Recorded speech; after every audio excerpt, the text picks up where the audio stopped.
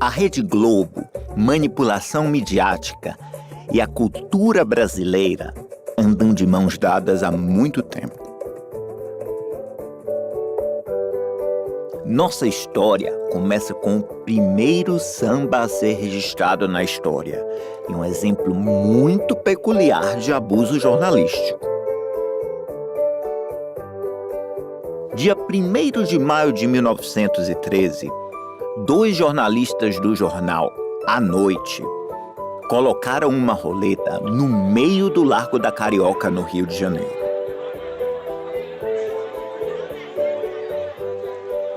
O jogo imediatamente atraiu muita atenção, com hordas de passantes querendo apostar e ver outros jogarem. Os jornalistas que colocaram a roleta no local não buscavam levar entretenimento à população. Na verdade, eles queriam fotografar a multidão e criticar a polícia por leniência, despertando assim fortes emoções e vendendo mais jornais. O tom indignado do artigo dizia: "O Rio está transformado num Mônaco licencioso e despudorado." 3 anos mais tarde, o cantor e compositor Donga, de 26 anos de idade, registrou o samba pelo telefone, o primeiro da história.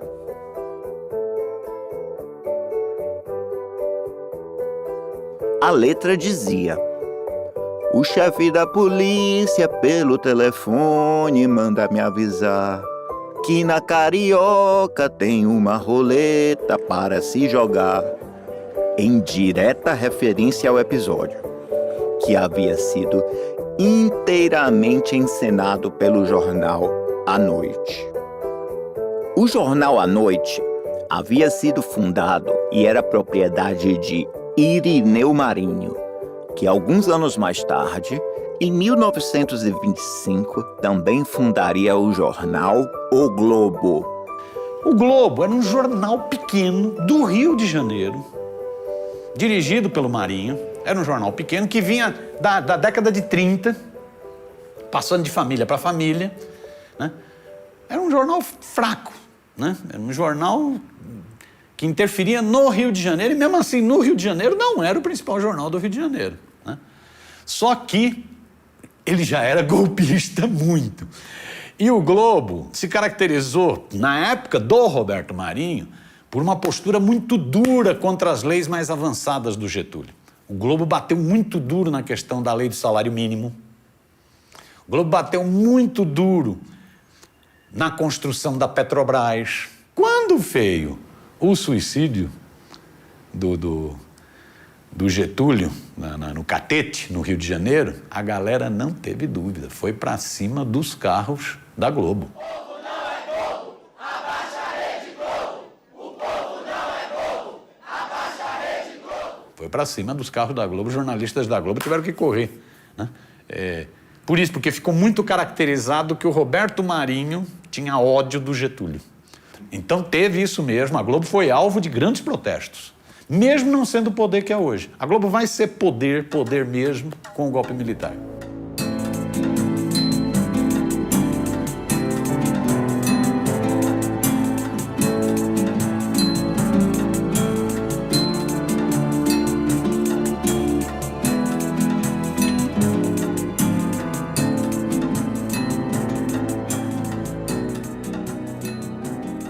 In March 1964, against a background of social unrest, the populist President João Goulart announced some limited nationalizations and cautious agrarian reforms at a mass rally. The countdown to a military coup had begun. A Rede Globo, ela cresceu na ditadura militar. Ela fez um acordo absolutamente ilegal na época, que é o chamado Acordo Time Life, onde o Roberto Marinho construiu uma TV com isenções de impostos, com chicanas jurídicas, tudo em troca do apoio dos militares.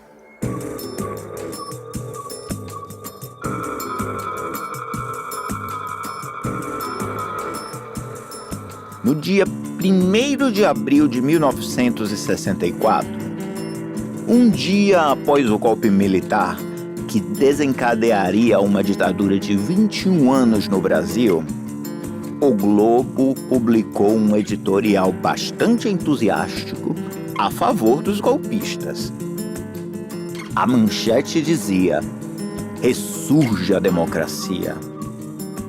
Afirmavam que os brasileiros estariam livres da comunização que celeremente se preparava, e devem agradecer aos bravos militares que os protegeram de seus inimigos.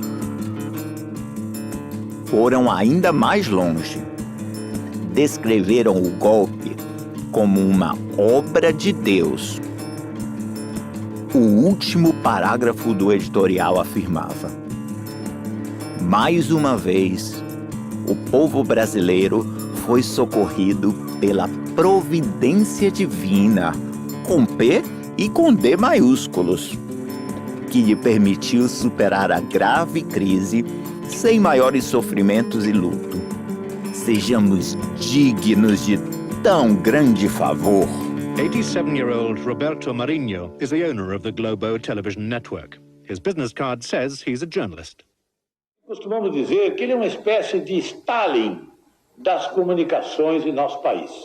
Quem não concorda com ele, ele manda para a Sibéria do gelo, a Sibéria do esquecimento.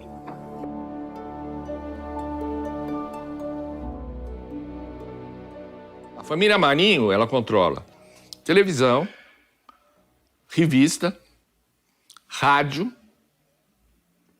internet, agência de notícias, produtora de filmes, a chamada propriedade cruzada, quer dizer, ela domina todo o espectro da mídia. E num país como o Brasil, com as deficiências culturais, educacionais, que sempre foi educado pela sua elite para ser simplesmente subsidiário ao grande capitalismo internacional, o peso da mídia, 98% dos lares brasileiros, 98% dos lares brasileiros tem televisão.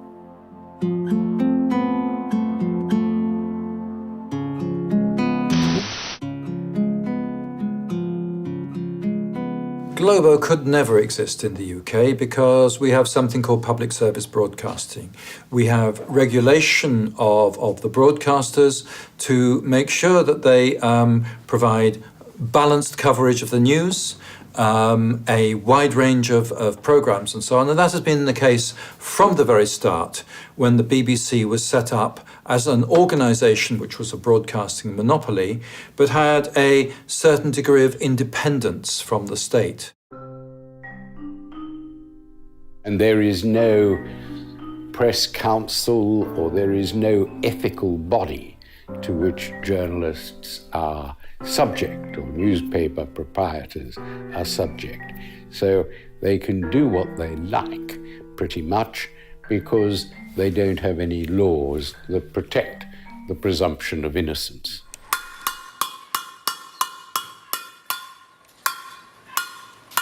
Não, de jeito nenhum. Ele foi protagonista. A grande imprensa foi protagonista. Esse golpe, quase que eu falei golpe. Não, mas também não teria sido viável só com ela. O que a mídia fez foi se articular numa aliança. Ela participou de um projeto de derrubada de um governo eleito. Esse projeto da mídia, ela teve vários atores que, junto com ela, foram responsáveis por conceber e dar o golpe. Em primeiro lugar, nós podemos falar que, além da mídia, teve setores que tinham perdido 4 eleições consecutivas. Então, esses setores políticos eram representados por partidos que a gente hoje pode dizer que são de centro-direita, de centro e centro-direita. O PSDB e parte do PMDB. Além deles, segmentos do mercado financeiro.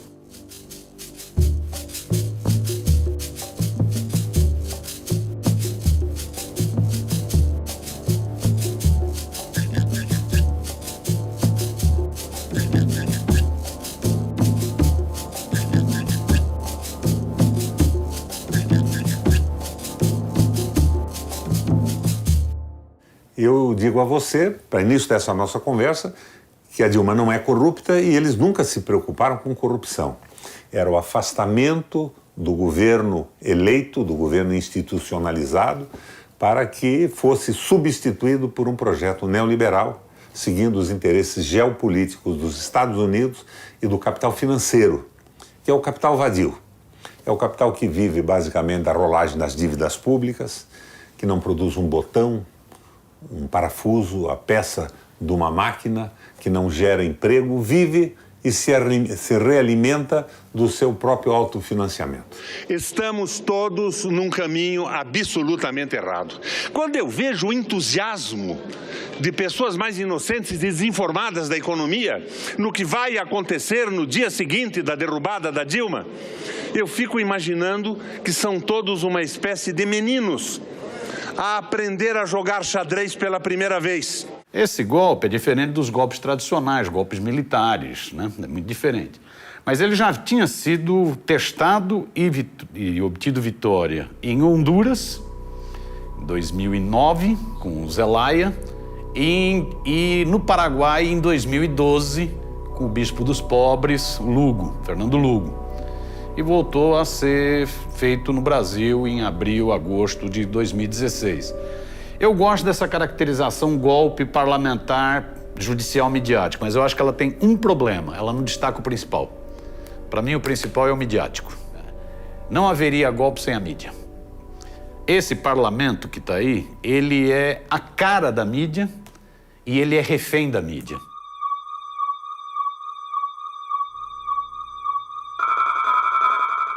O que é o golpe híbrido? É o golpe que não tem cara de golpe. É o golpe que é feito dentro da legalidade das instituições. É feito por dentro do aparato do Estado e não com uma ruptura da ordem constitucional como os golpes antigos. Os golpes militares eram marcados por uma quebra da ordem constitucional. É um golpe encoberto pelas instituições que busca ter um verniz legal e que ocorre aparentemente dentro dos trâmites do Estado de Direito, mas através de uma manipulação da operação parlamentar e do sistema de justiça.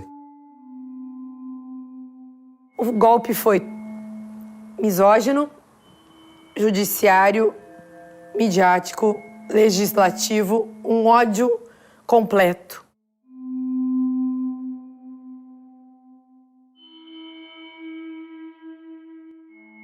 Mas eu me lembro da homilia do Papa Francisco, de 17 de maio, eu estive com ele depois disso e ele praticamente repetiu o que já tinha dito, no sentido de que hoje em dia, como são dados os golpes, né? E os golpes começam com a maledicência se transforma numa campanha sistemática da mídia, passa para o judiciário e depois vem o golpe.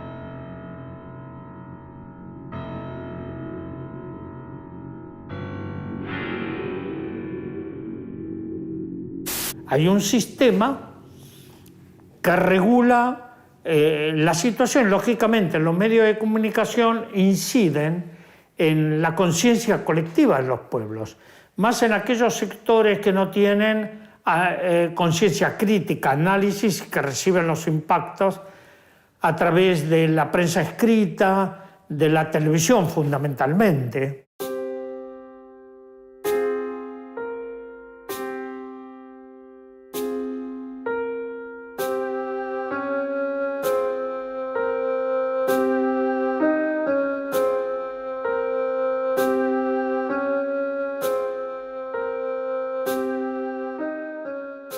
A Globo é um fake news e ela tenta impor ao Brasil uma narrativa. Eles conseguiram a mobilização contra Dilma trabalhando sistematicamente a opinião pública num momento difícil do Brasil. Mas não foi o suficiente. Ela foi caçada sem motivo algum. Historiadores do futuro vão dar voltas ao cérebro para conseguir explicar por que foi caçada a Dilma. Tem um exemplo mais claro, por exemplo, da eleição de 2014, quando a revista Veja soltou uma capa, que depois se mostrou mentirosa, que era a Dilma Rousseff e o Lula na capa, no dia da eleição, dizendo eles sabiam de tudo. Eles sabiam de tudo, seria sobre roubo na Petrobras, não sei o quê, coisa e tal. Que se mostrou mentirosa. Se mostrou mentirosa. Então, a manipulação da mídia é uma coisa, no Brasil, é escandalosa, é escandalosa. Hay como algunos aspectos que siempre trato, es la cuestión de los monocultivos. Los monocultivos de la soja, del maíz, de los pinos. Y esos monocultivos, en los monocultivos no hay pájaros, no hay sapos, no hay mosquitos, los zancudos, ¿no? No hay vida. Porque destruyen la biodiversidad. Al destruir esta biodiversidad, no genera la vida, la renovación. Pero hay un monocultivo mucho más peligroso que todos, que es el monocultivo de las mentes. Ese monocultivo de las mentes tiene que ver también con los tóxicos de la propaganda. E estes tóxicos da propaganda são um meio de comunicação. Vocês assistem a televisão todo dia? Todos os dias. Que tipo de programas vocês gostam de assistir? Novela, jornal, filme, Chico Anísio. E futebol, né? Futebol, né? Principalmente futebol, né? Fantástico. Vocês assistem mais o Globo do que qualquer outro programa? Só o Globo.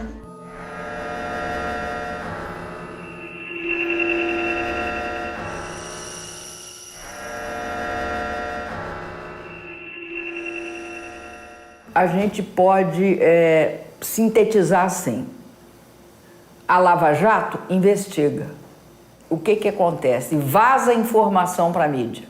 A mídia utiliza dessa informação para desmoralizar a política e, sobretudo, o PT, Lula e todas as direções do PT.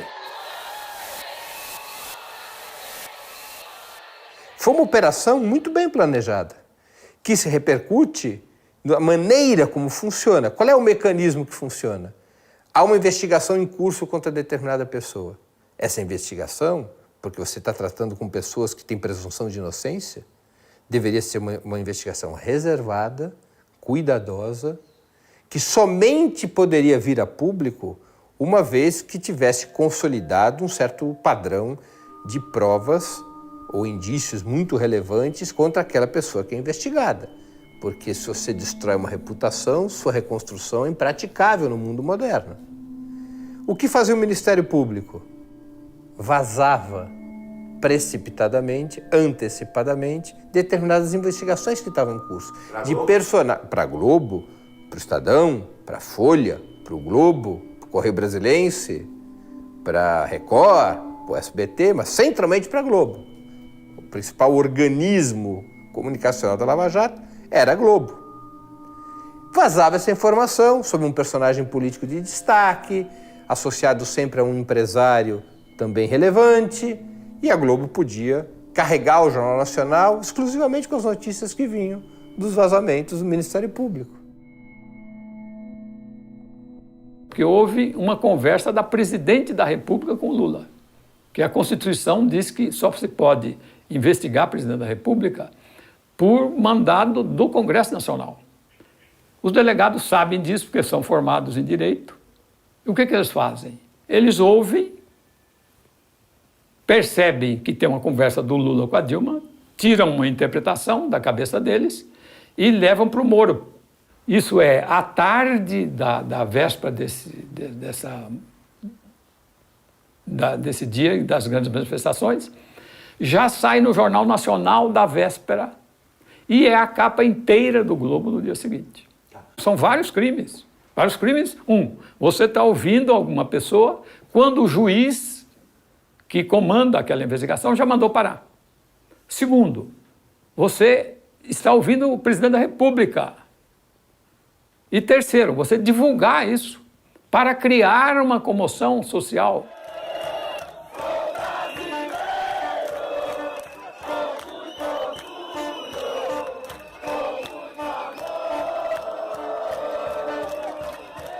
Foi vazado para a Globo, né? E a Globo, inclusive, ganhou um prêmio depois disso, internacional, na Europa, por ter dado um furo de reportagem. Na verdade, ela não deu um furo, ela recebeu o áudio diretamente dos assessores do juiz Sérgio Moro. Nessas circunstâncias, como um peixe muito pequenininho, houve o meu caso. O processo do qual eu fui alvo e me transformei em réu. Não é só que houve condução coercitiva. Eu fui transformado em réu, eu respondi durante 1 ano e meio, praticamente, a Lava Jato. Eu fui absolvido pelo juiz Sérgio Moro, depois fui absolvido também pelo TRF4 em Curitiba. E o único motivo pelo qual fui absolvido, o principal motivo, não é porque eu era inocente, porque muitos inocentes estão condenados, a começar pelo próprio presidente Lula, mas porque, como se diz aqui no Brasil, eu não era ninguém na fila do pão.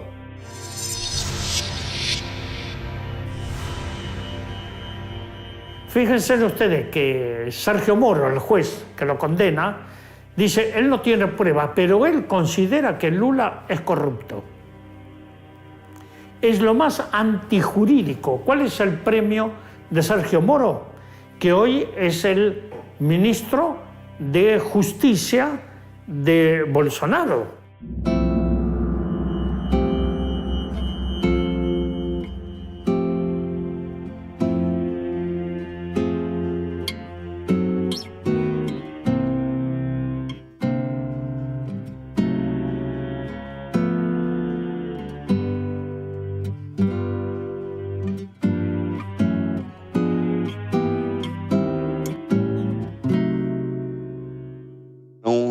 Não vamos alardear isso aí, não vamos falar para ninguém, vamos ficar quieto para evitar a divulgação o quanto for possível, porque quanto antes divulgar isso, antes vai ter recurso do outro lado, antes isso aí vai para plenário.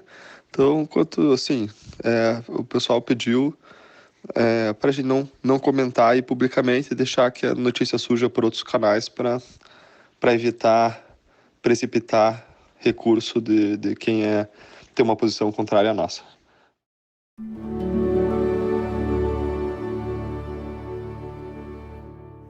Mas as revelações de The Intercept também embolam o meio de campo, para usar uma metáfora do futebol.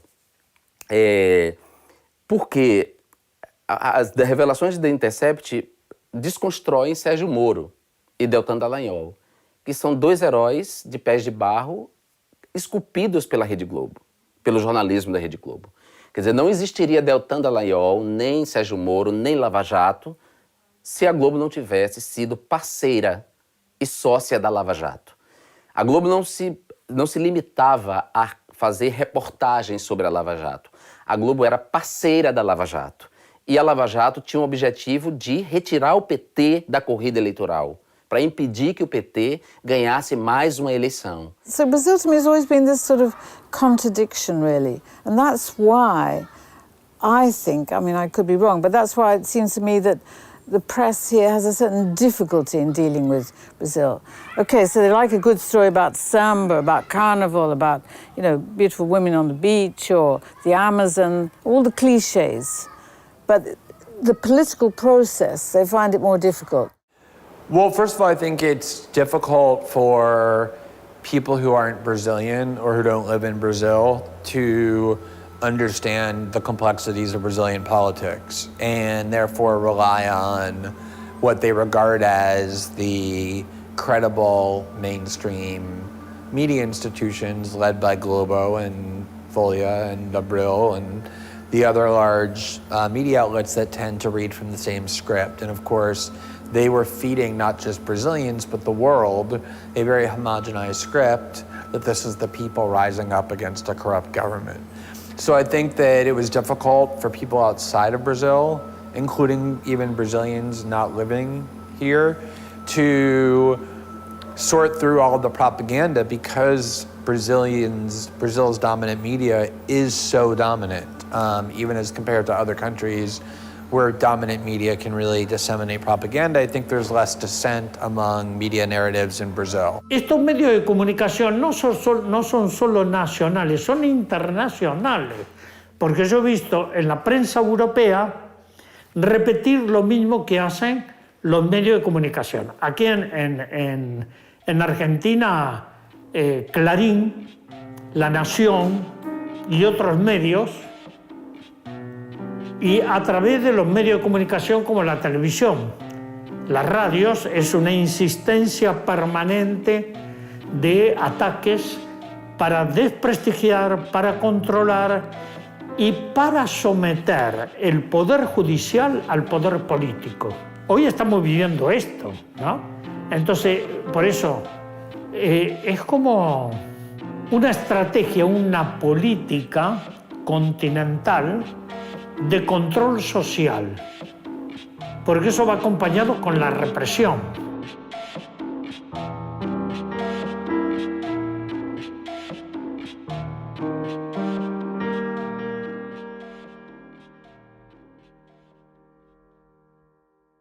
Eu não tenho como te responder. Eu quero te dizer o seguinte: quando eu estive em Londres, eu visitei o Guardian. O que eu pedi para o Guardian? Eu fiz a exposição sobre o que era golpe, por que era golpe, o que resultaria. E eu pedi para o Guardian investigar, eu não pedi para eles cegamente confiarem no que eu estava dizendo.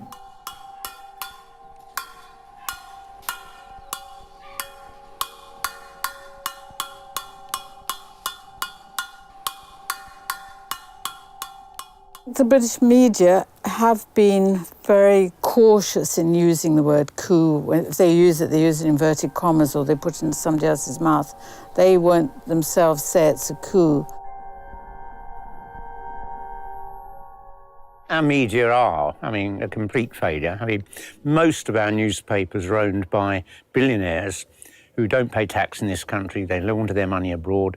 They're always terrified of the election of any socialist government because they fear it will make them pay their fair share of tax and things like that. And it's the same in America. It's a fairly predominant thing throughout the capitalist world. The media are broadly in the hands of the establishment. You've got one or two small individual left-wing papers and things like that.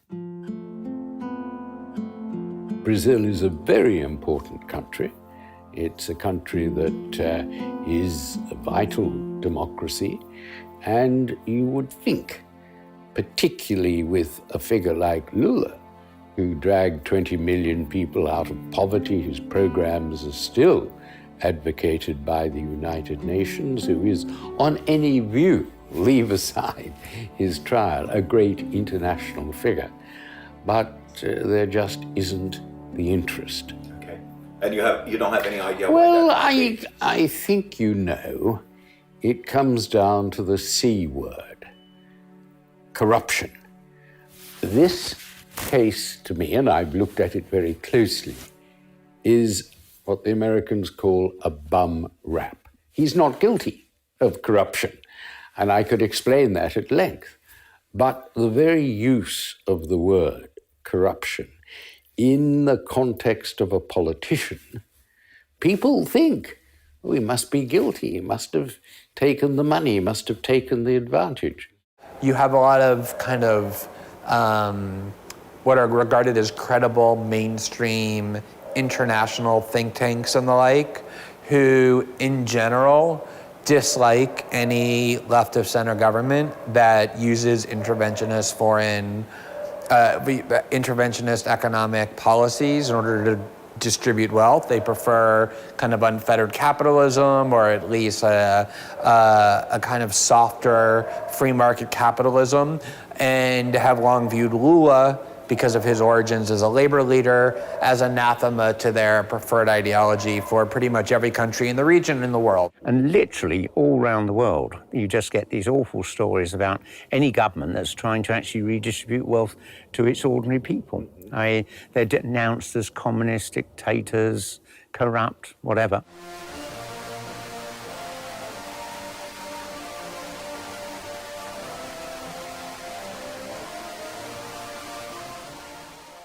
Nós teremos que analisar as atas da primeira Conferência das Américas, realizada em 1994 em Miami, que é quando os Estados Unidos ditam uma estratégia para o pós-Guerra Fria em relação à América Latina. Não eram mais os militares que funcionariam como a guarda pretoriana, como a cavalaria dos interesses norte-americanos na região. Isso perdia pretexto com o fim da Guerra Fria.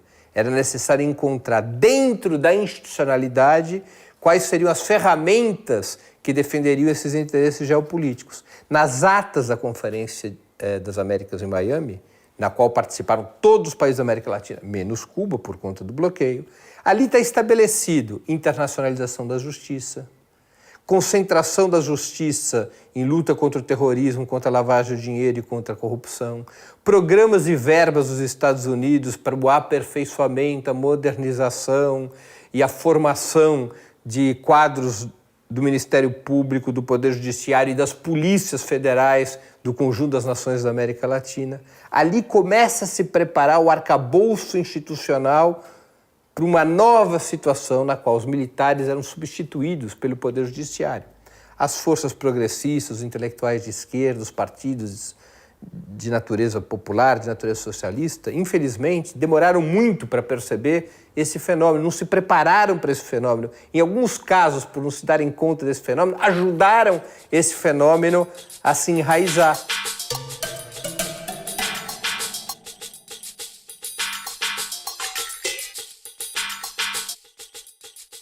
En América Latina, siempre a través de su historia, fue víctima de la intervención de Estados Unidos, porque consideran América Latina con su patio trasero, bienes, recursos, pueblos, etc.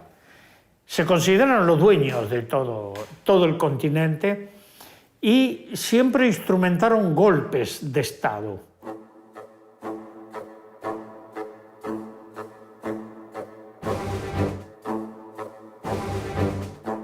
I can just remember when I was about 18 in 1964, and President Johnson in America organised the overthrow of the Brazilian government because it had elected a left-of-centre government. And right the way through the history of the last 70, 80 years, America's been overthrowing governments all over Latin America. Agora, eu acho que em política internacional não dá para acreditar muito em coincidência, né? Quer dizer, então, se você teve a espionagem da presidenta Dilma, a espionagem da própria Petrobras, que é onde se origina todo o problema da Lava Jato, que permite construir, digamos, esse caso. Não estou dizendo que não haja fatos reais, mas quer dizer, isso tudo ocorreu.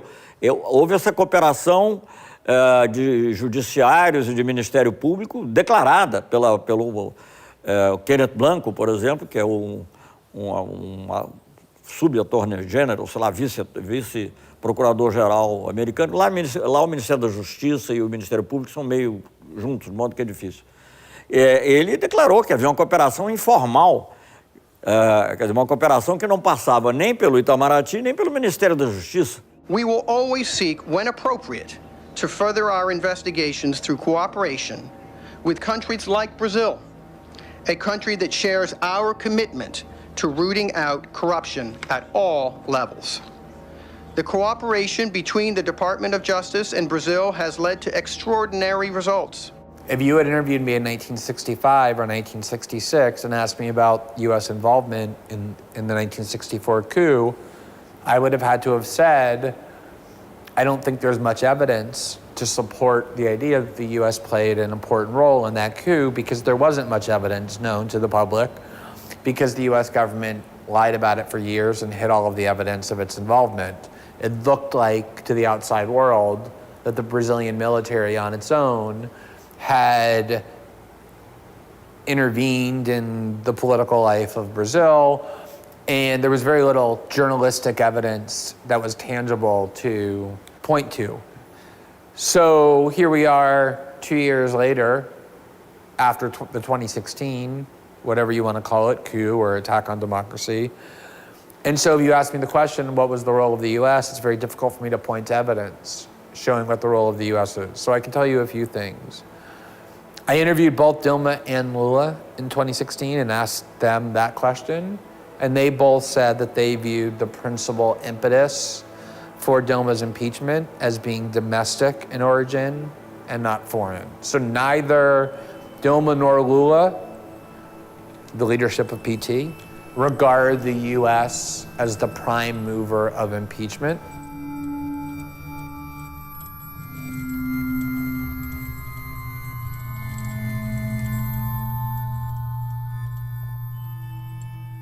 Eu vou te dizer o que eu disse. Eu disse o seguinte, que nós não precisávamos dos Estados Unidos para dar o golpe, que a direita brasileira era muito competente para dar o golpe por si. Eu acho que os Estados Unidos deu uma força. Mas quem é a liderança do golpe no Brasil são brasileiros, a elite brasileira. A elite brasileira tem uma tradição de golpe. While the United States and Brazil are working together to investigate and bring criminal cases, particularly those involving corruption, the United States also stands ready to assist with the seizure of illegally obtained assets, even where a criminal case may not be brought in the United States. Antes imponían dictaduras militares. ¿Cuál era el enemigo? Un abstracto, ¿no? La relación este-oeste, el miedo al comunismo internacional. Era el gran enemigo, el comunismo internacional. Después de las atrocidades de la dictadura, yo soy un sobreviviente, Estados Unidos comenzó a conformar otra forma de dominación muy peligrosa, tan peligrosa como la dictadura, que es la lawfare, que es la guerra judicial. Mas a mídia também articulava e se tornou uma espécie de quarta instância do judiciário. O que é a quarta instância? É que o processo de destruição das lideranças políticas de centro-esquerda e de esquerda, um foco no Partido dos Trabalhadores, que a gente pode dizer que é um ambiente de lawfare, em que você substitui as armas físicas pela lei. É a lei que se torna o revólver, de fato, um instrumento mortífero. E o que você faz com isso? Você cria o inimigo, a justiça do inimigo. O inimigo é aquele que você tem de derrotar. Você não só derrota, você destrói, mas é físico? Não. Você destrói civil, você destrói porque você acusa este inimigo de criminoso e você tenta desmoralizá-lo. O lawfare, ele é fundamentalmente utilizado nos países periféricos. Os países centrais buscam se resguardar do lawfare pelo perigo que o lawfare representa. Porque o lawfare tem uma porta de saída, você sabe como começa, você não sabe como termina. Você tirar a pasta do tubo é fácil, colocá-la de volta é um perigo.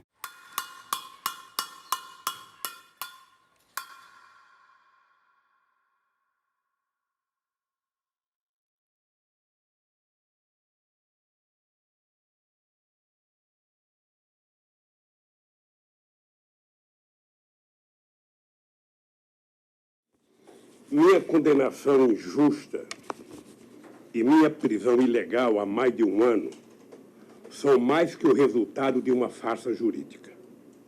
São consequências diretas do fracasso social, econômico e político do golpe do impeachment contra a presidenta Dilma Rousseff em 2016. Aquele golpe começou a ser preparado em 2013, quando a Rede Globo de televisão usou sua concessão pública para convocar manifestações de rua contra o governo e até contra o sistema democrático. Porque achavam que nós não deveríamos falar para a Globo, porque a Globo só mentia a respeito da greve. Ela não dava as informações corretas, não dava o número de participantes corretos, não dava as nossas deliberações corretas, não dava o número de pessoas paralisadas corretamente. Ela só informava sobre os interesses patronais. Um exemplo, um dia a Globo entrevista o Lula, falando em nome dos trabalhadores, e entrevista o Mário Garneiro, falando em nome dos empresários, né? No dia da entrevista só aparece o Mário Garneiro, não aparece o Lula.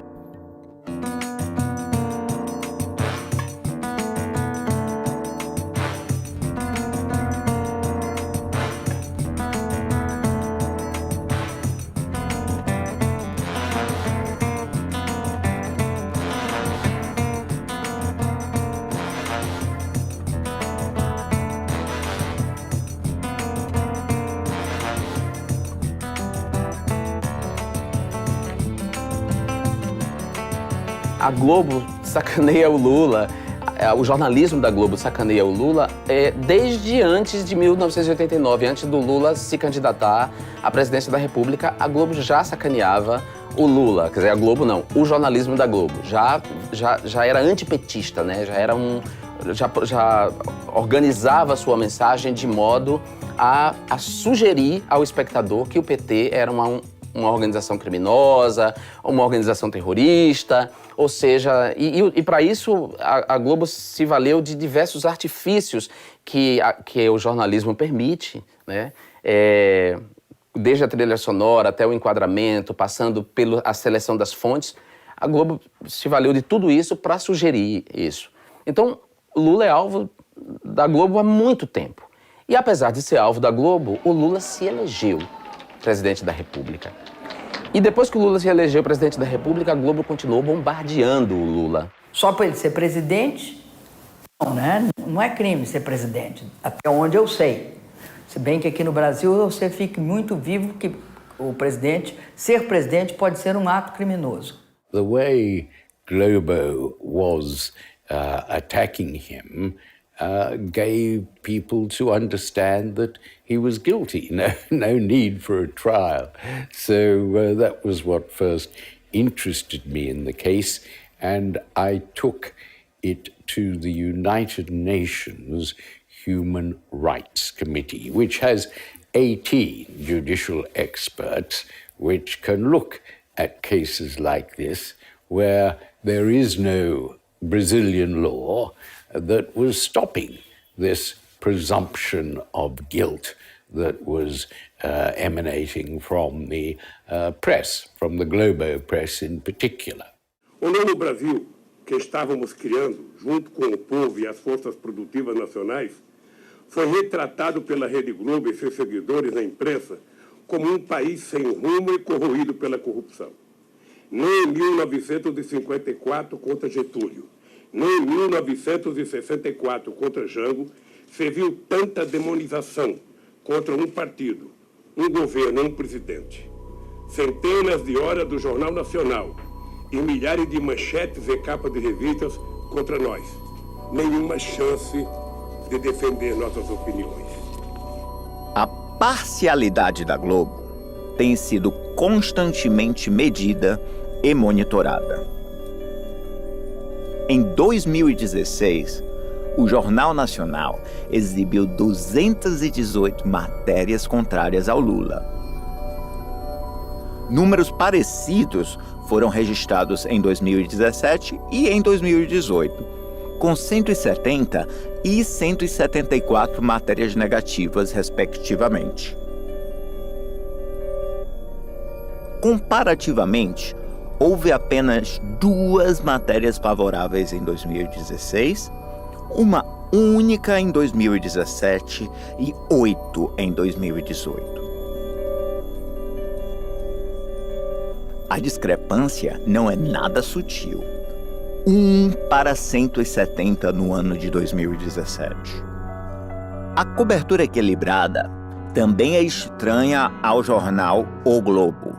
O mesmo publicou 537 reportagens contrárias ao Lula em 2016, comparadas a apenas 12 favoráveis. Números similares foram registrados em 2017 e em 2018, sugerindo que existe um padrão e não apenas um mero desvio. Me diga o seguinte, que centavo o ex-presidente Lula levou para o bolso dele das acusações que são feitas contra ele? Que prova há de que ele é dono desse apartamento no Guarujá? Que prova há de que ele é dono desse sítio em Atibaia? E por que o presidente Lula precisaria disso se ele saiu com a popularidade recorde da presidência da República e, por palestra, recebia cerca de $100 mil? O Lula não precisaria disso. Não precisaria. E a prova de que ele não roubou um centavo, a prova de que essas acusações são o lawfare, como vocês chamam na Europa, quer dizer, um processo montado para transformá-lo em preso político, é que ele falou, olha, eu não quero indulto, eu não quero nada. Eu quero que o judiciário me absolva, porque eu não sou culpado. If you look at the media over the last 35 years of my career, I've been accused of corruption, being alcoholic, being violent, tax dodging, and, you know, the Tory Central Office was briefing the press that I'd been at a gay party where I'd been sodomised by 6 men. Now, back in 1981, that wasn't the vote winner it would be today. So I think that it's quite obvious sometimes that Jeremy Corbyn gets an unfavourable coverage, shall we say. And again, the balance isn't quite right. So between Labour and Tories, the balance tends to be on the side of the government. When I was accused of being anti-Semitic, the BBC, no radio or television news channel invited me on to say, what did you actually say? Is it true you said Hitler was a Zionist? So I was never given a platform. And I still get people come up to me in the street and say, why did you say Hitler was a Zionist? And literally, it was like a wall had come down. He can't be put on. A minha sensação é de que existe já um clima de ódio no país, como, aliás, eu acho que esse é o século do ódio, porque essa raiva está espalhada um pouco pelo mundo inteiro. Mas a grande mídia alimentou muito esse ódio principalmente contra a figura do Lula, contra o PT, de uma forma geral, de uma forma violenta. Você percebia nas ruas a reação. No dia seguinte, a uma matéria mais sensacionalista nos grandes jornais, o clima na rua mudava, a agressividade contra o Lula foi aumentando a cada dia e com muita ligação com a divulgação pela mídia, com todos os exageros.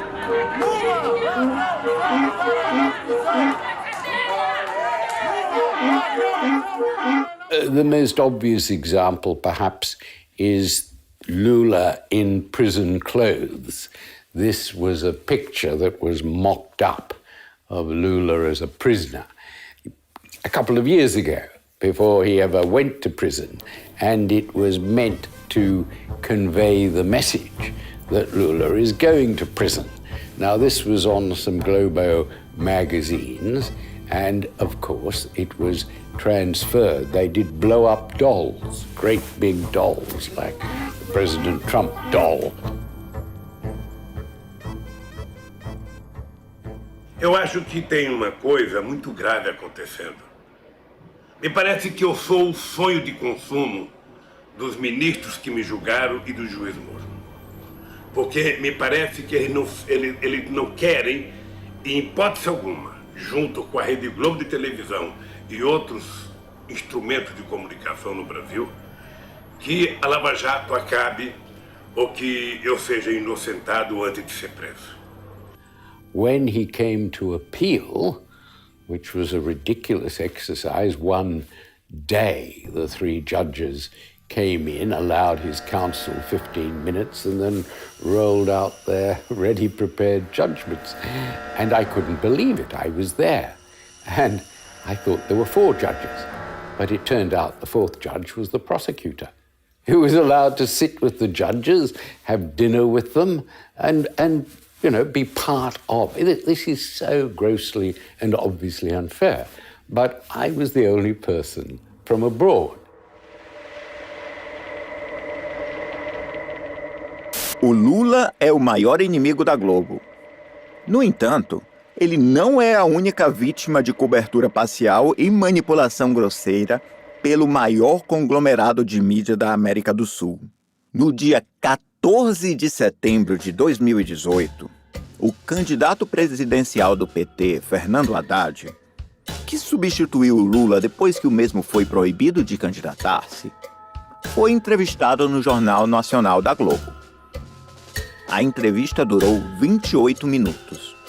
Os primeiros 20 minutos consistiram quase que inteiramente de constantes ataques ao Partido dos Trabalhadores, baseados em supostas acusações de corrupção. Os hostis entrevistadores William Bonner e Renata Vasconcelos emitiam sua opinião antes do candidato a presidente e mal o deixaram falar. No total, o Haddad falou por apenas 16 minutos e foi interrompido nada menos que 62 vezes durante esses minutos. As interrupções foram quase todas ameaçadoras e intrusivas. Um verdadeiro assassinato de caráter. Que força de lei é essa? O que está dado na televisão é verdade. Então ninguém consegue contestar o apresentador do telejornal. Se você pensar no poder de um jornal nacional no Brasil, o meu pai dizia para o Cid Moreira, boa noite. Quando o Cid Moreira dizia boa noite.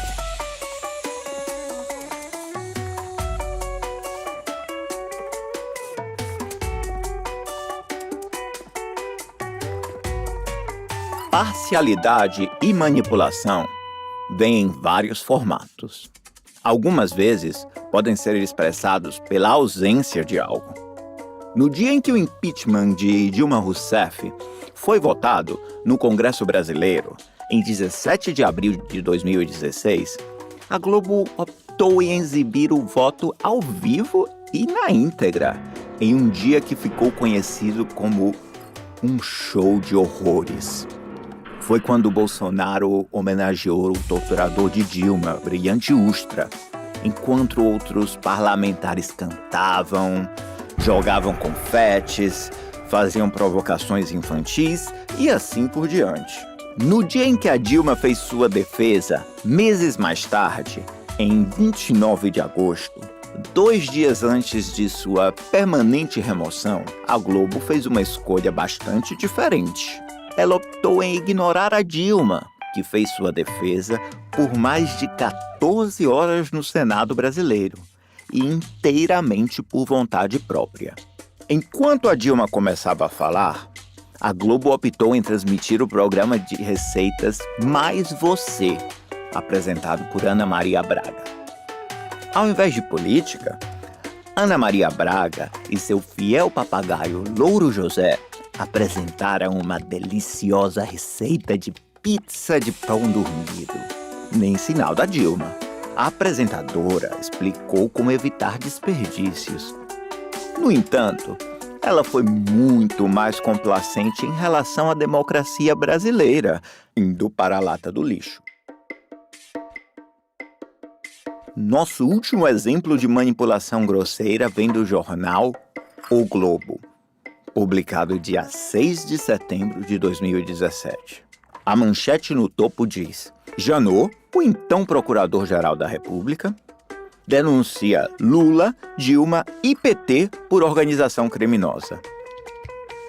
Também afirma: ex-presidentes e ex-ministros são acusados de receber 1,480 bilhões de propina. Logo abaixo, pode ser vista uma fotografia de várias malas cheias de dinheiro, claramente sugerindo que a mencionada propina propina haveria sido localizada e confiscada. Na verdade, o dinheiro nas fotos foi encontrado pela polícia no apartamento de Gedel Vieira Lima. Mas isso somente é esclarecido ao lado e em letra pequena. Gedel não é do PT. Na verdade, Gedel é um dos desafetos de Lula e Dilma e um dos protagonistas do golpe de 2016. Nenhuma evidência das acusações contra Lula e Dilma na manchete jamais foi produzida. A história da cultura brasileira, samba e manipulação por parte do conglomerado de mídia da Globo coincidiu pela primeira vez em 1913, no Largo da Carioca do Rio de Janeiro. 105 anos depois, no entanto, elas viriam a reencontrar-se na mesma cidade, desta vez num contexto um tanto diferente.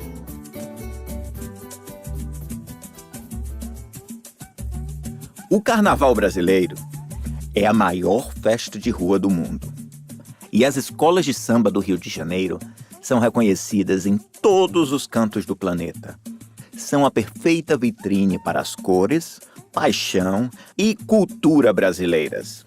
Em 2018, o emblemático sambódromo da Marquês de Sapucaí também se tornou uma plataforma para expressar cólera e insatisfação com o estabelecimento político, exibindo assim o golpe de 2 anos antes.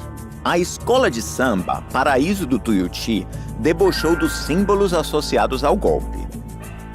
Um pato gigante representou os golpistas, já que os próprios manifestantes haviam utilizado um pato gigante para expressar sua insatisfação com o PT nos meses que antecederam a derrubada da Dilma. A expressão pagar o pato em português literalmente significa ser feito de tolo. Golpistas também bateram panela para fazer barulho, em um gesto normalmente associado às classes pobres, e não às elites que derrubaram a Dilma. A Tuiuti incluiu o pato, as panelas, a camisa da seleção e outros símbolos associados ao golpe, a fim de denunciar os avanços reacionários. O presidente golpista Temer foi apresentado na figura do vampirão. A Globo possui os direitos de transmissão de todas as escolas de samba. Eles não ficaram contentes com a Tuiuti. Comentaristas ficaram profundamente constrangidos quando a escola de samba desfilou pela Sapucaí. É que as mãos do fantoche controlando o pato paneleiro eram a própria Rede Globo.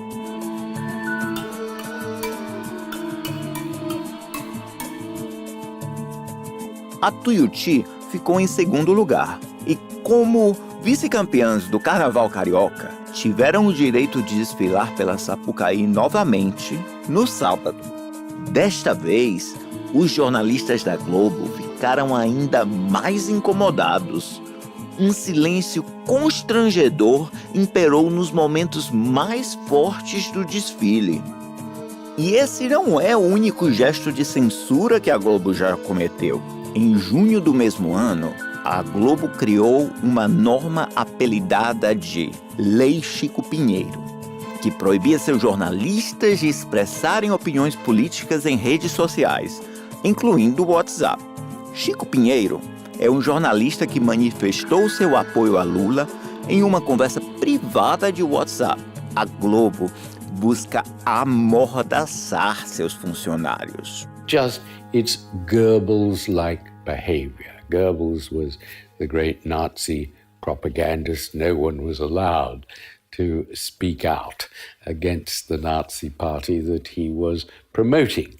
So it's very much, even Rupert Murdoch would not dream of gagging individual journalists from speaking out. And so this behavior is really very primitive. The censorship hasn't come from the government, it's come from Globo and their allies worried about competition, essentially, and trying to maintain their stranglehold on the media. Wow, and how successful were they?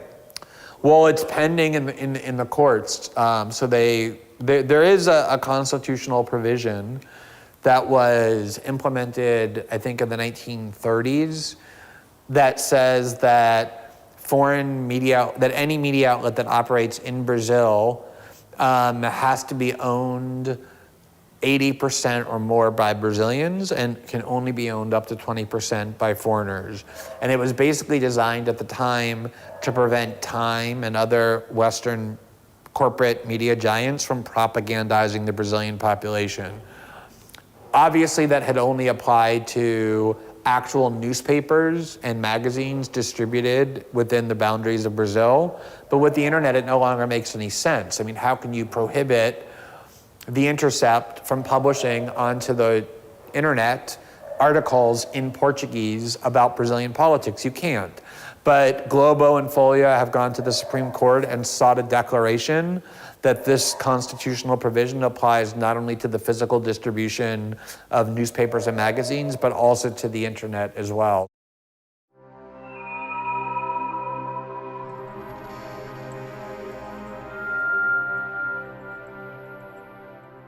And I remember going to the Globo television headquarters in Rio and to talk to people there or to get some film maybe or something. And I remember even there, they had a huge telex of forbidden subjects that they couldn't mention in their news bulletin. But it was everything. It was economic subjects, it was health, it was everything. It was huge, I remember that.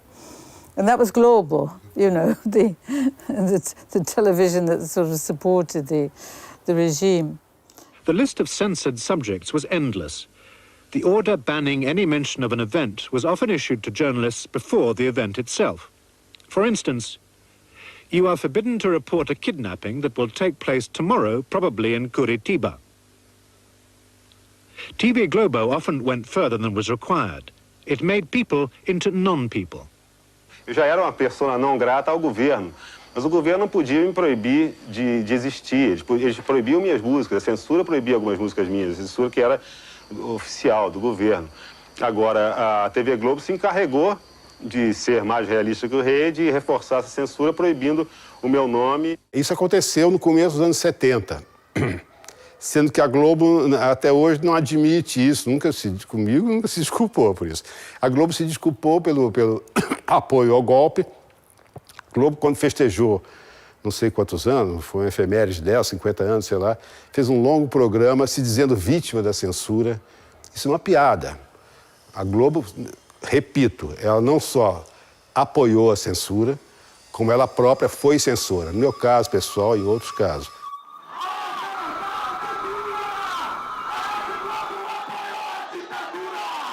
No ano de 1984, Chico Buarque compôs a canção intitulada Pelas Tabelas. A música falava de pessoas vestindo a camisa da seleção e batendo panela, exigindo o retorno das eleições presidenciais, no que ficou conhecido como o movimento Diretas Já. Gravando?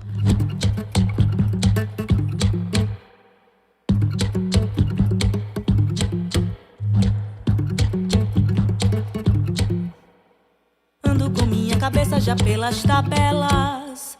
Claro que ninguém se toca com minha aflição. Quando eu vi todo mundo na rua de blusa amarela, pensei que era ela puxando o cordão 8 horas e danço de blusa amarela.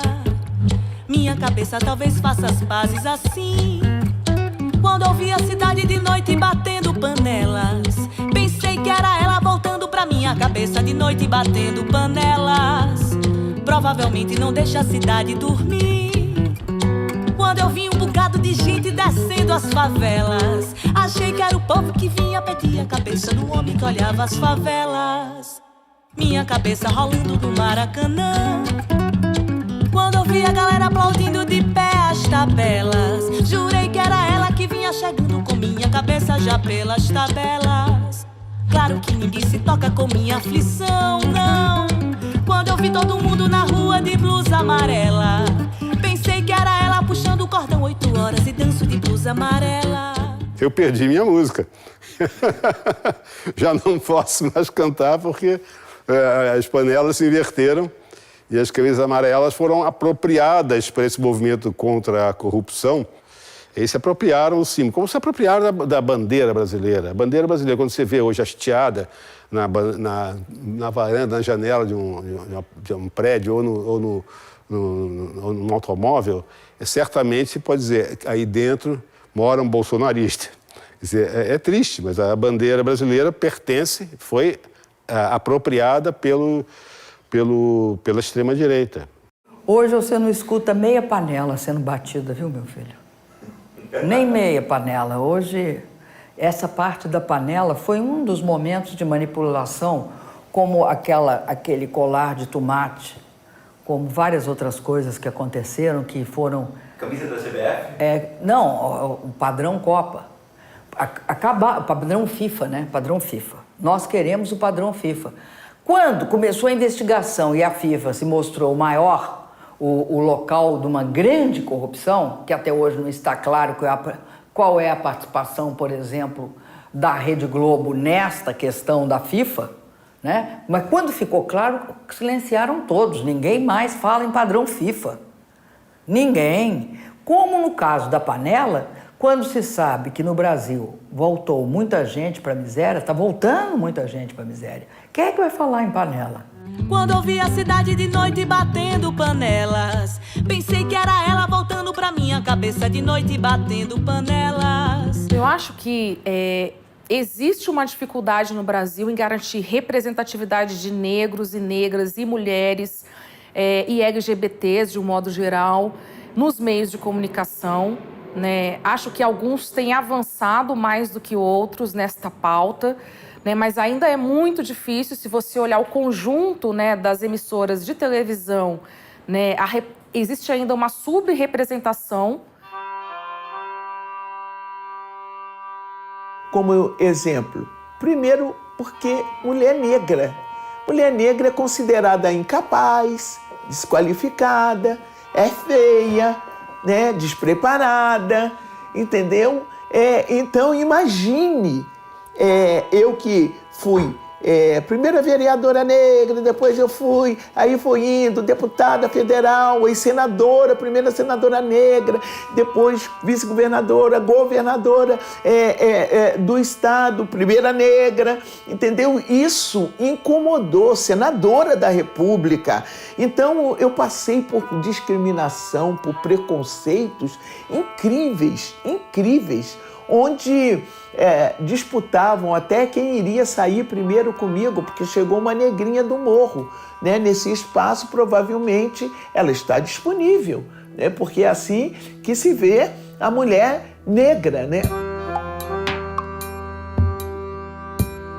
Eu cheguei aí na Globo, no tempo em que estava ainda vivo o Roberto Marinho, e aí tivemos um diálogo naquele momento.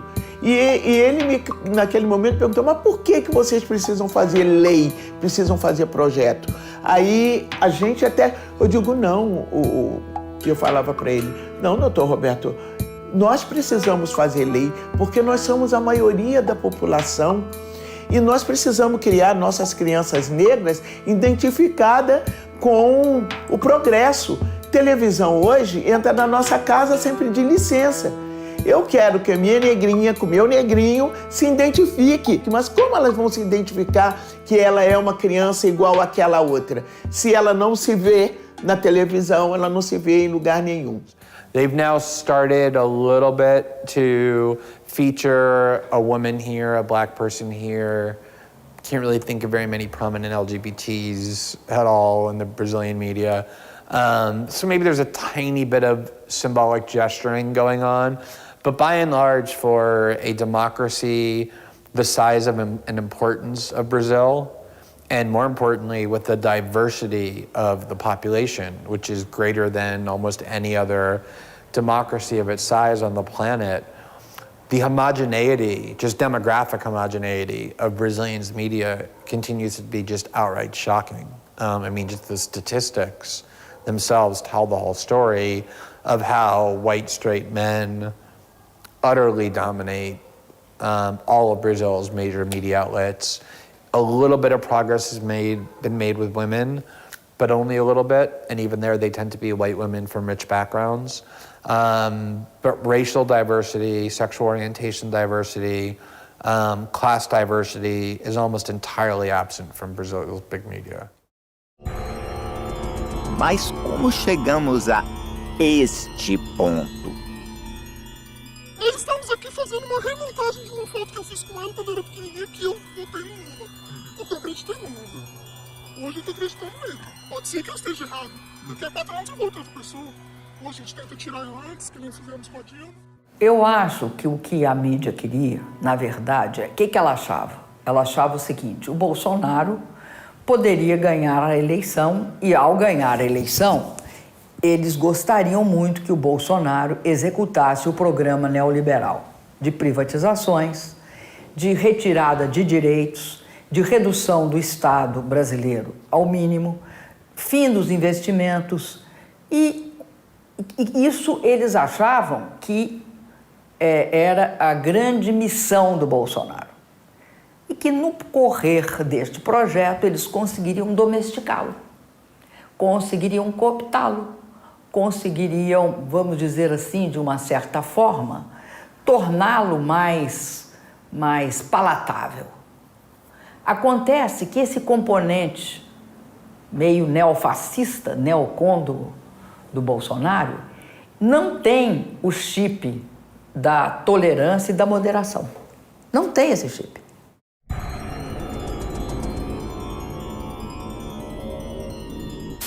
E a bandeira cor-de-rosa? É pra representar que eu sou mulher.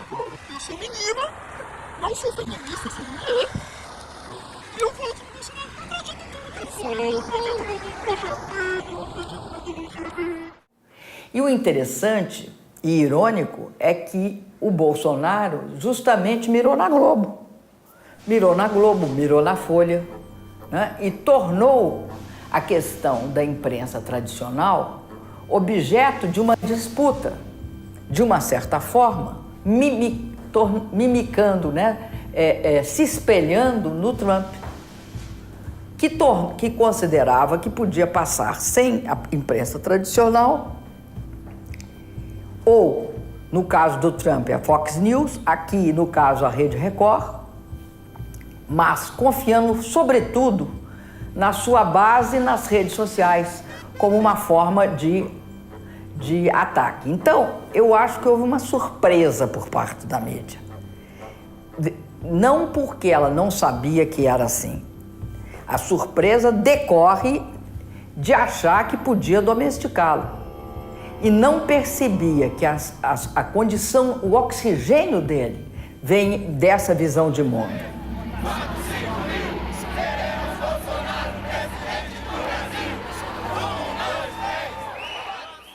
E a Globo participou do golpe acreditando que o PSDB voltaria ao poder.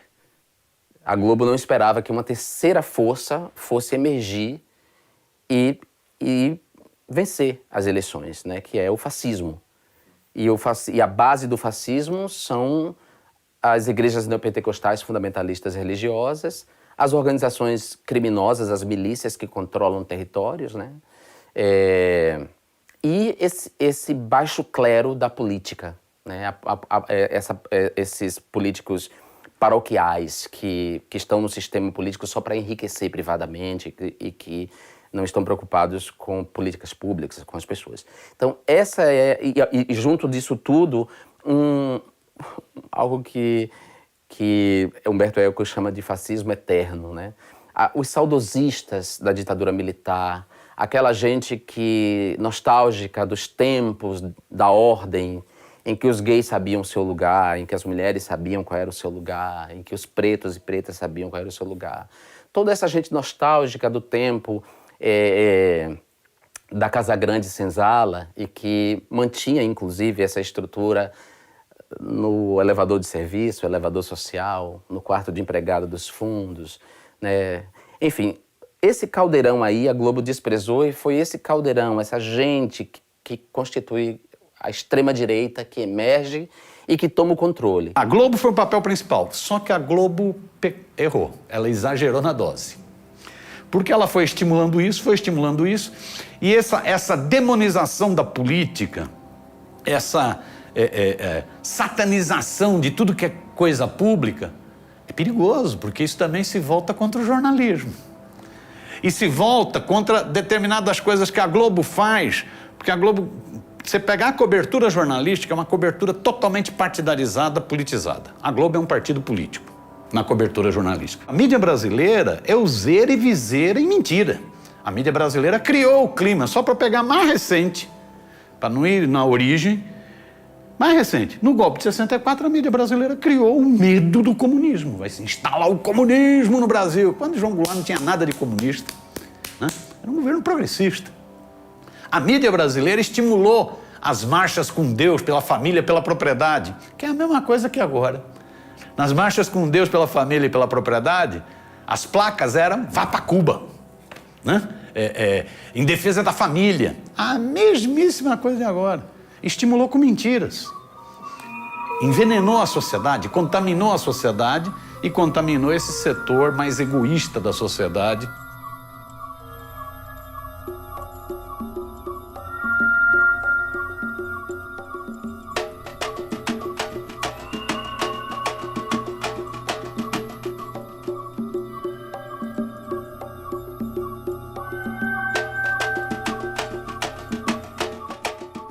Bom, todos os noticiários antipetistas. Hoje no Brasil, o antipetismo é como o antissemitismo.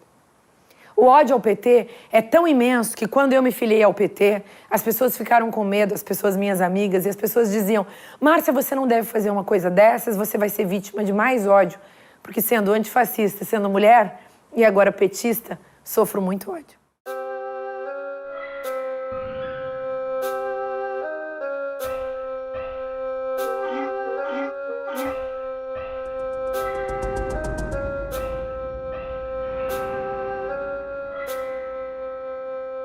Nós temos duas tradições extremamente golpísticas, que a escravidão acha que a questão social tem de ser resolvida com violência e repressão.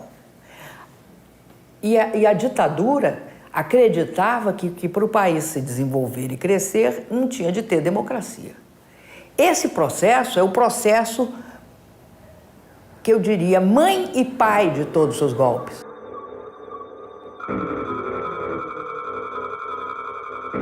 This was the grisly reality of the military regime. In 1990, a secret mass grave from the early 70s was discovered in a Sao Paulo cemetery. It contained more than 1,000 bodies. Among the remains of those so far identified are those of a young woman involved in the armed struggle against the military. Her parents had been searching for her body for 18 years.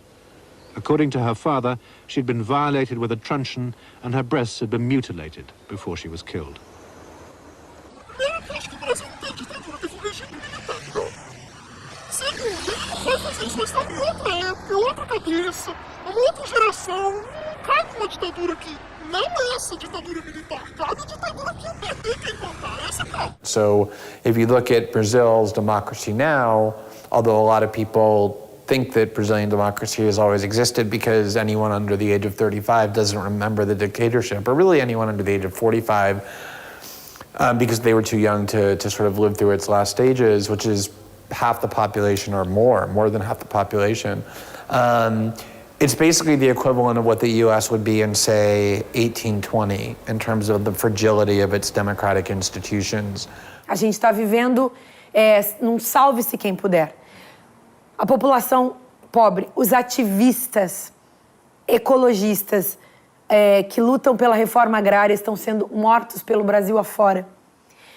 Marielle foi morta aqui no Brasil e era uma mulher da política, uma ativista negra, feminista, que lutava pelos valores mais caros da democracia.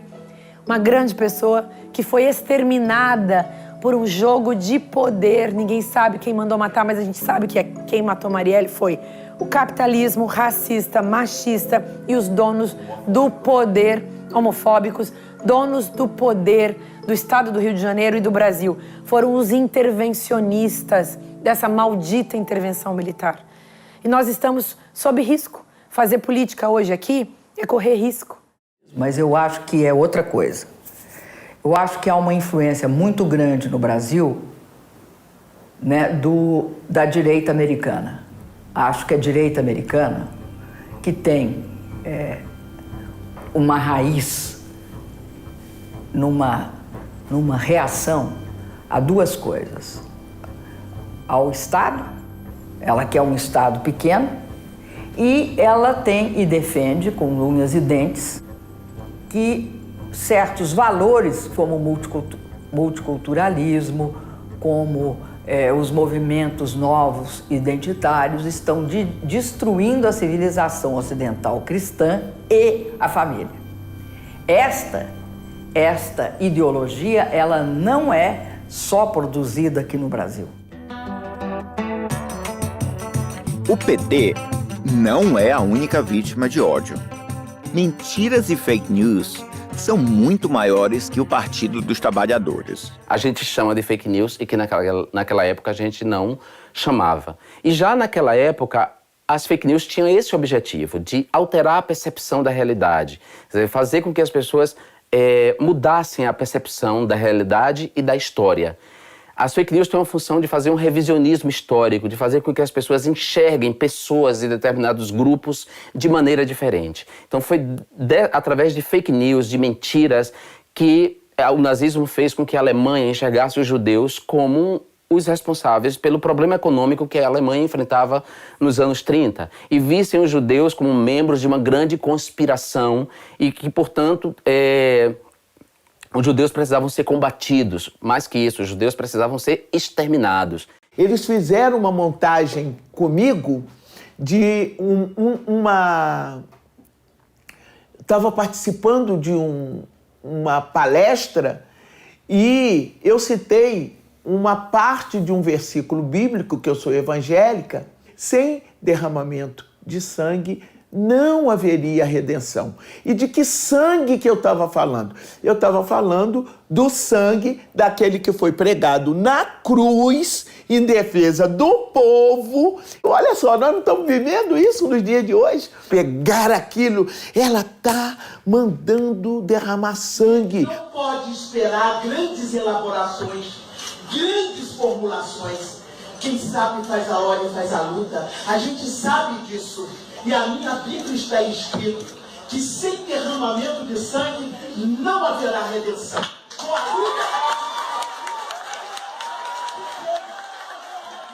Se eu defendo o casamento igualitário, o casamento entre pessoas do mesmo sexo, a fake news, a pessoa vai lá constrói uma fake news dizendo que eu apresentei um projeto de lei e aí pega o mesmo número do projeto de lei que eu apresentei em relação ao casamento igualitário, pega esse mesmo projeto, o número desse projeto e diz que esse projeto de lei busca legalizar o casamento entre pessoas e animais. E aí, essa fake news ela tem uma dupla função. Além de equiparar o casamento entre pessoas do mesmo sexo ao casamento entre pessoas e animais, ela tem a função de impedir que essa pauta avance e me transformar num pária.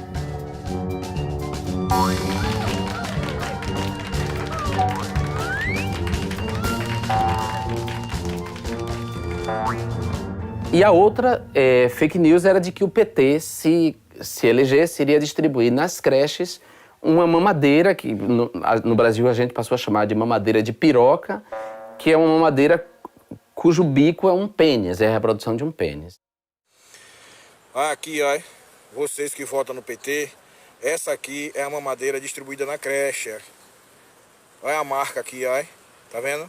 Distribuída na creche para seu filho, ó, com a desculpa de combater a homofobia, ó. Olha o bico como é, ó.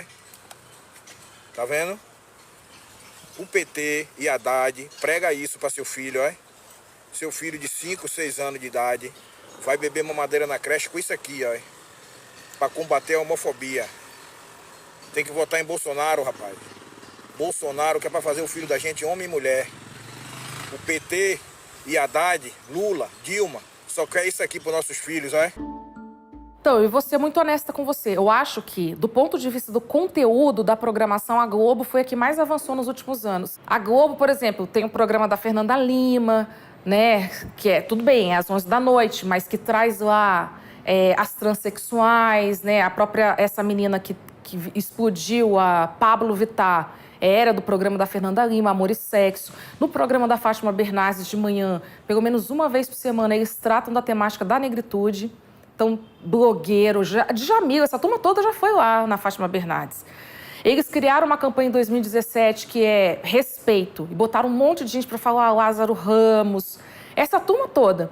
Então, assim, eles têm avançado um pouquinho nessa perspectiva da inclusão ou do debate do comportamento e dos costumes. A Globo, em termos de costumes e artes e tudo mais, ela é liberal. É liberal. Ela não era, nos anos 70, por uma contingência de época, mas agora, o resto do tempo, eles são liberais, eles são simpáticos à cultura brasileira. Eu não posso negar isso, são. Do ponto de vista do comportamento, a Globo sempre foi bacana, digamos assim, para dizer da maneira mais simples. Ela impactou nos comportamentos, ela impactou inclusive na legislação. O direito ao divórcio, por exemplo, foi conquistado no rastro da série Malu Mulher, cuja personagem era desquitada e queria o divórcio. Por exemplo, havia uma lei que inocentava homens que matavam em nome da legítima defesa da honra, matavam suas mulheres, suas amantes, suas namoradas que lhes traíam ou supostamente lhes traíam. E essa lei, ela foi derrubada, ela foi extinta também na esteira de uma série chamada Quem Ama Não Mata, que a Globo exibiu, e que naquela época a gente não tratava ainda como feminicídio, mas né, era uma série que abordava isso, o feminicídio. Né? Existe duas Globos, né? A Globo jornalista, do jornalismo, né? Que é esta Globo que conduz, né? E que trabalha a cabeça, né? E na formação, né? Das pessoas, nas decisões das pessoas, e a Globo, que é o entretenimento, que faz muito bem, os seriados, tá vendo? Então, muito, de uma qualidade maravilhosa. Tem uma diferença grande entre o caderno de cultura e o caderno que trata de economia, que trata da política em si e tal. Muitas vezes, um artista é elogiado no segundo caderno e destruído no primeiro, por ter se manifestado a favor da Dilma, por exemplo, a favor do Lula, a favor do PT. Ele é execrado nas primeiras páginas do jornal. Como é que a Globo vai produzir uma teledramaturgia que concorra com a Netflix, que concorra com a HBO, se ela ceder a, digamos assim, às pressões morais dessa gente, dessa extrema-direita? Ela não vai poder produzir um conteúdo que concorra. Ela teria que fazer um conteúdo sob medida para essa gente. E ela não vai fazer, porque ela quer concorrer. Acontece, então, como eu dizia, que a Globo entrou nessa onda de permitir o crescimento da extrema-direita, e hoje nós temos a velho ditado espanhol: cria corvos, eles comerão seus olhos. E hoje nós temos a Globo como um partido quase de oposição. Aí eu vou te falar o outro lado. O outro lado é tipo Record. Record trabalha com a criminalização da população negra e periférica todos os dias. Aonde? Nos chamados programas policialescos, que são aqueles programas que tem um apresentador, né, equipes de rua que conseguem acesso à delegacia, conseguem acesso ao sistema de segurança pública no estado e que vão lá e que botam a câmera na cara de suspeitos que muitas vezes não, né, acabaram de ser apreendidos, não foram nem indiciados ainda pelo suposto crime, e coloca lá a câmera na cara dessas pessoas e reproduz um discurso que a gente costuma chamar que é o discurso do bandido bom, é o bandido morto. E esses programas, eles cresceram assustadoramente no Brasil na última década. Ela hoje tem um papel muito ruim, né? A Record, para você ter uma ideia da conduta da Record agora, a Record orientou todas as suas equipes a não terem matérias desfavoráveis ao Bolsonaro. A Record orientou todas as suas equipes a tentarem desgastar a candidatura do Haddad. Não pode ter nenhuma matéria que fale contra o Bolsonaro na Record. É uma orientação. A Record está totalmente envolvida com o projeto Bolsonaro. Tanto é que já saiu uma denúncia de que teria havido uma reunião entre a turma do Edir Macedo com o comando do Bolsonaro para que a Record fosse a Fox do Bolsonaro no Brasil, a exemplo do Trump nos Estados Unidos com a Fox do Murdoch. E a Record é isso, a Record é muito mercenária, a Record negocia, é uma negocista. Eu acho lamentável o papel que a Record está tendo. A Igreja Universal, como tem forte penetração nas periferias, né? E ela passou então a utilizar todo o seu poder, porque ela tem um poder religioso, que é a sua origem, religioso, fundamentalista, político, que se manifesta num braço parlamentar, que é um partido, PRB, e que se manifesta num aparelho midiático, num aparelho de disputa de hegemonia na sociedade, que é a TV Record.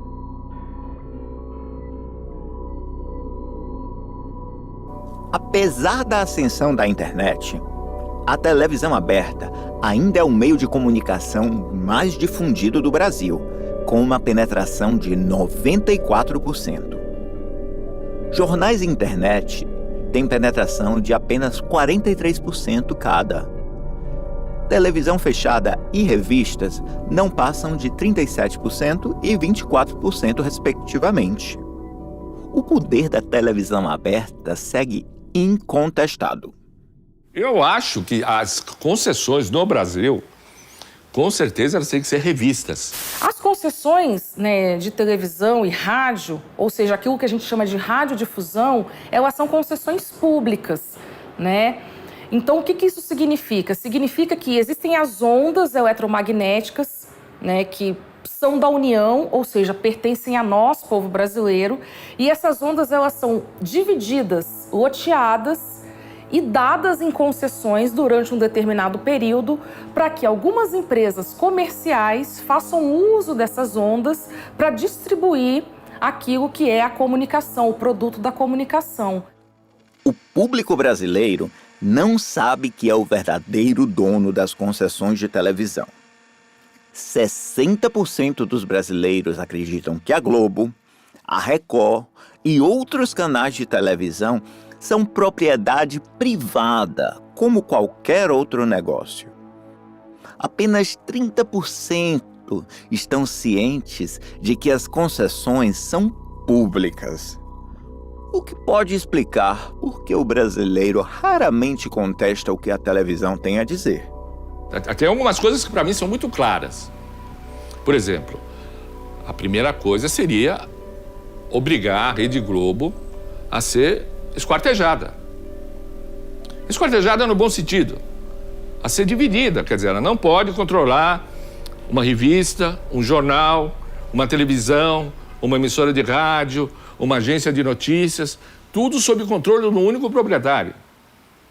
Isso aí, com certeza, tem que ser feito. Isso se chama democratização. Democratização dos meios de comunicação.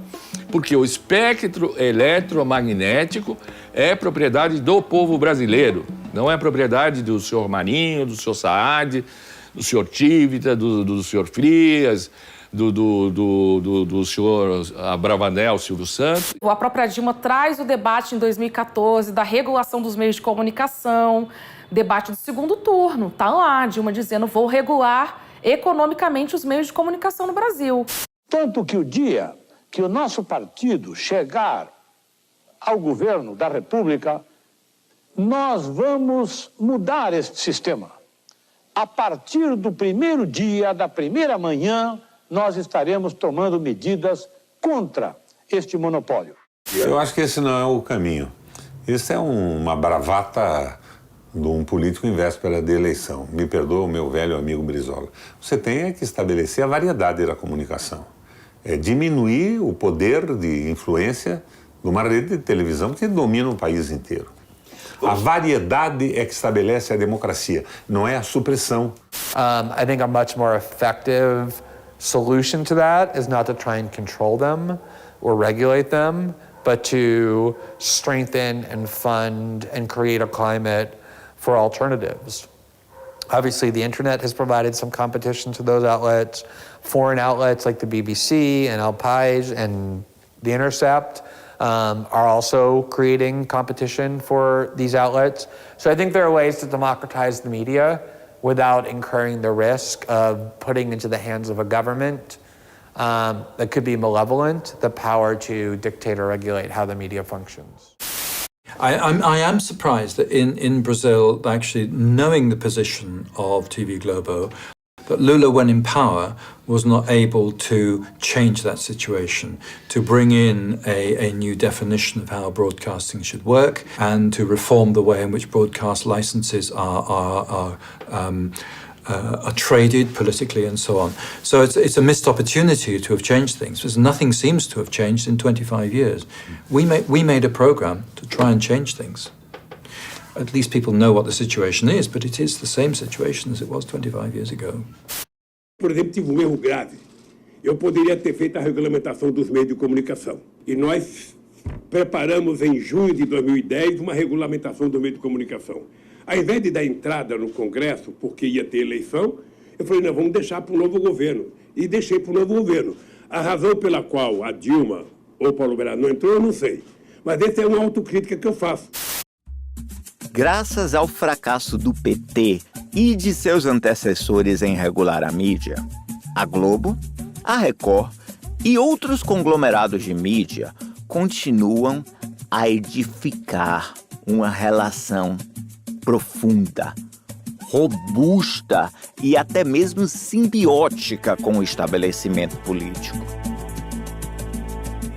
Gastos públicos com a Globo cresceram 63% em 2017, o ano seguinte ao golpe em que a Dilma foi derrubada.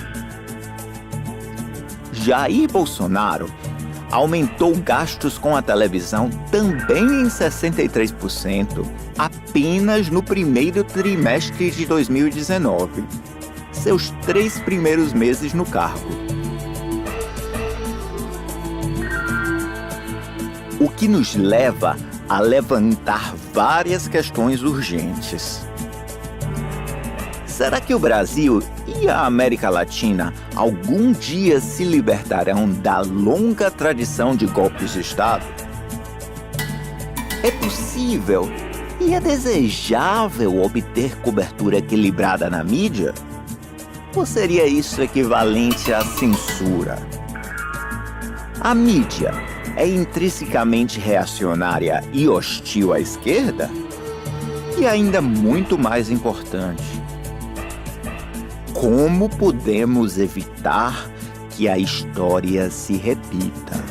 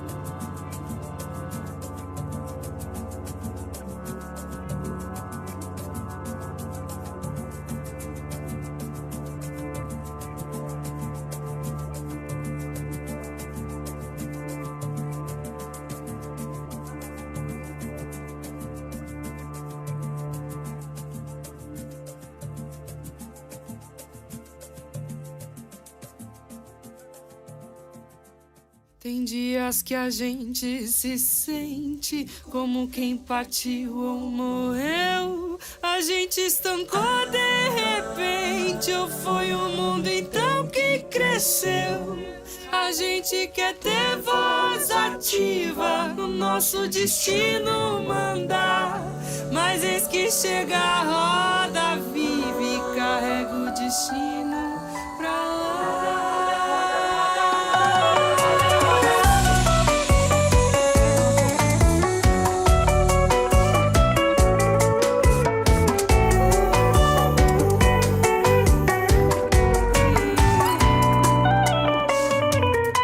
A gente vai contra a corrente até não poder existir. Na volta do barco é que sente o quanto deixou de cumprir. Faz tempo que a gente cultiva a mais linda roseira que há. Mas eis que chega a roda viva e carrega a roseira pra lá. Roda mundo, roda gigante, roda moinho, roda peão. O tempo rodou num instante, nas voltas do meu coração. A roda girará, outro dia vai nascer. Apesar de você, apesar de você. O samba, viola, roseira, um dia a fogueira queimou. Foi tudo ilusão passageira que a brisa primeira levou. No peito a saudade cativa faz força pro tempo parar. Mas eis que chega a roda viva e carrega a saudade pra lá.